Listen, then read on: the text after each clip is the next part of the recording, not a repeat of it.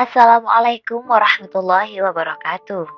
Hai sobat, hari ini kita akan membacakan cerita Abu Nawas yang secara mendadak bisa menjadi seorang tabib dan mampu menyembuhkan penyakit kronis dari putra mahkota. Tonton sampai habis ya, karena di akhir cerita akan ada pesan menarik yang mungkin bisa diambil manfaatnya. Secara tak terduga, pangeran yang menjadi putra mahkota jatuh sakit. Sudah banyak tabib yang didatangkan untuk memeriksa dan mengobatinya, tapi tak seorang pun mampu menyembuhkannya. Akhirnya, raja mengadakan sayembara. Sayembara itu boleh diikuti oleh rakyat dari semua kalangan. Tidak terkecuali oleh para penduduk negeri tetangga. Sayembara yang menyediakan hadiah menggiurkan itu dalam waktu beberapa hari berhasil menyerap ratusan peserta. Namun, tak satu pun dari mereka mampu mengobati penyakit sang pangeran. Pada akhirnya, sebagai sahabat, Abu Nawas menawarkan jasa baik untuk menolong sang putra mahkota. Baginda pun menerima usulan tersebut dengan penuh harap. Abu Nawas sadar bahwa dirinya bukanlah seorang tabib.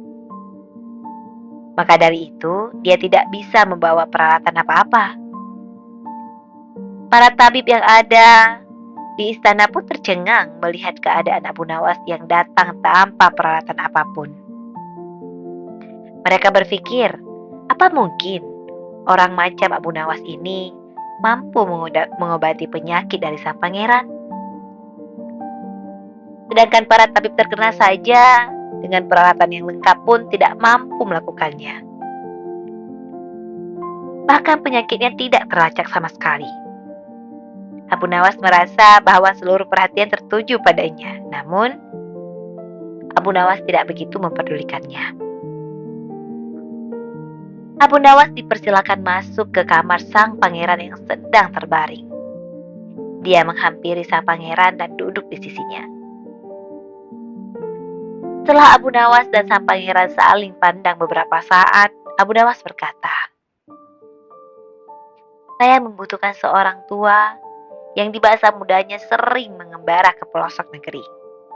Kemudian, orang tua tersebut didatangkan ke hadapan Abu Nawas.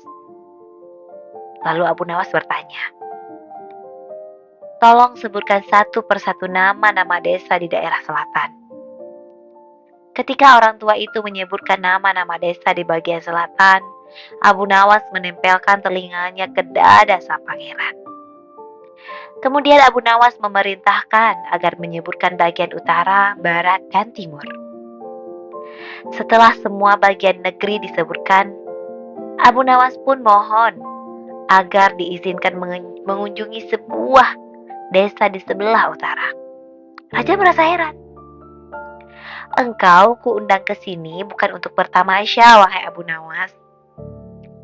Hamba tidak bermaksud untuk berlibur yang mulia," jawab Abu Nawas. "Tetapi aku belum paham dengan rencanamu ini," kata raja. "Maafkan hamba yang mulia. Kurang bijaksana rasanya bila hamba jelaskan sekarang," kata Abu Nawas menimpali.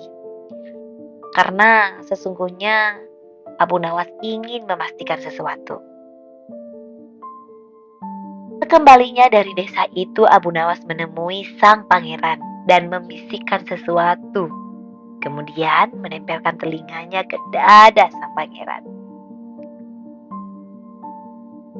Setelah itu Abu Nawas menghadap sang raja. Dia bertanya, apakah yang mulia masih ingin sang pangeran tetap hidup? "Apa maksudmu?" Raja balas lagi bertanya. "Wahai yang mulia, Anda harus tahu, sang pangeran sedang jatuh cinta pada seorang gadis desa di sebelah utara negeri ini," kata Abu Nawas menjelaskan. "Loh, bagaimana kamu tahu?" Baginda semakin penasaran. Ketika nama-nama di desa seluruh negeri ini disebutkan tiba-tiba, degup jantungnya bertambah keras ketika mendengarkan nama sebuah desa di bagian utara negeri ini. Dan sang pangeran ternyata tidak berani mengutarakannya kepada raja. Begitu katanya. Abu Nawas menjelaskan kepada sang baginda raja. Wah, lalu apa yang bisa aku lakukan, wahai Abu Nawas? Ya, mengawinkan pangeran dengan gadis desa itu, jawab Abu Nawas singkat. Bagaimana kalau aku tidak melakukannya? Tawar raja ragu-ragu. Wahai sang paduka yang mulia, cinta itu sungguh buta. Bila kita tidak berusaha mengobati kebutaannya, maka takutnya ia akan mati. Dan ternyata syarat dari Abu Nawas ini tidak bisa ditolak oleh sang raja. Kemudian sang pangeran pun adalah putra satu-satunya yang merupakan pewaris tunggal tahta kerajaan. Abu Nawas benar. Begitu mendengar persetujuan dari sang raja, sang pangeran pun akhirnya berangsur-angsur pulih. Sebagai tanda terima kasih raja, kemudian Abu Nawas diberikan cincin permata yang sangat amat indah. Cinta memang begitu. Kadang kita yang merasakannya dibuat seolah tak waras olehnya. Tapi ingat kawan, suka atau mencintai seseorang boleh saja. Namun jangan sampai merusak akhlak yang ada.